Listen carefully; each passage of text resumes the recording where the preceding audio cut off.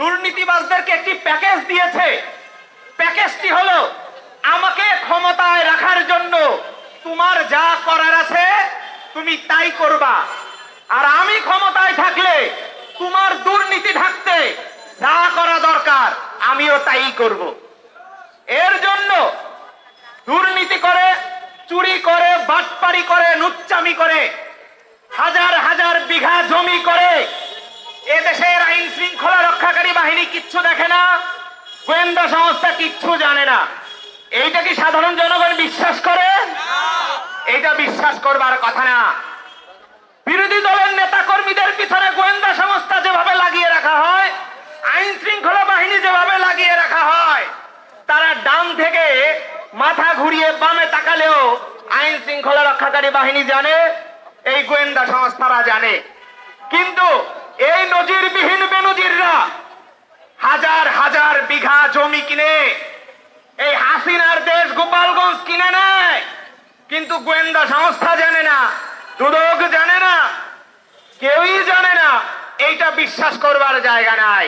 অতএব এই হাসিনা সরকার এই দুর্নীতিবাজদেরকে প্যাকেজ দিয়েছে, আমাকে ক্ষমতায় রাখতে যা করা দরকার তোমরা করবে, তোমাদেরকে রক্ষা করতে যা করা দরকার আমি করব।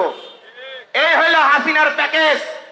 এই যে দেখেন আমরা এখানে প্রোগ্রাম করছি, আইন শৃঙ্খলা রক্ষাকারী বাহিনীর ভাইয়েরা আমাদের ছবি তুলছেন, তথ্য সংগ্রহ করছেন, তাদের দায়িত্ব পালন করছেন। আরে ভাই, আমরা প্রেস ক্লাবে প্রোগ্রাম করি, এইটার ছবি তুলতে পারেন।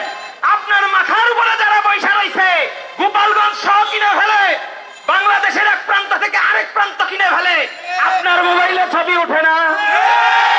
আমার দেশের মাটি বিক্রি হয়ে যায়, আমার দেশের সার্বভৌমত্ব বিক্রি করে দিয়ে আসে দেশের সরকার।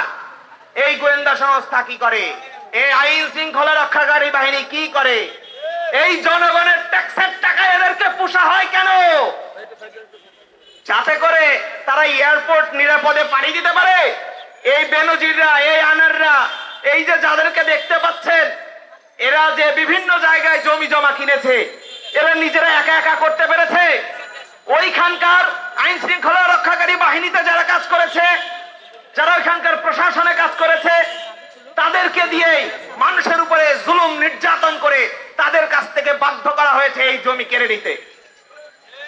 কিন্তু আমার দেশের আইন শৃঙ্খলা রক্ষাকারী বাহিনী কিছু করতে পেরেছে? এই চোরেরা দেশ ছেড়ে চলে গেছে, কিছু করতে পেরেছে? এরা কিছুই করবে না।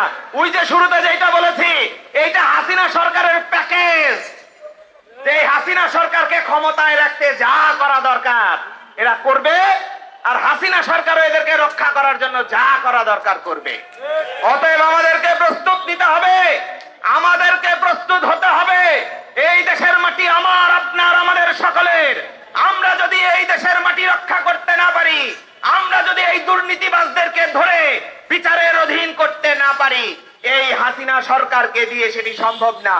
কারণ দুর্নীতির মধ্য দিয়ে এই হাসিনা সরকারকে ক্ষমতায় আসতে হয়েছে।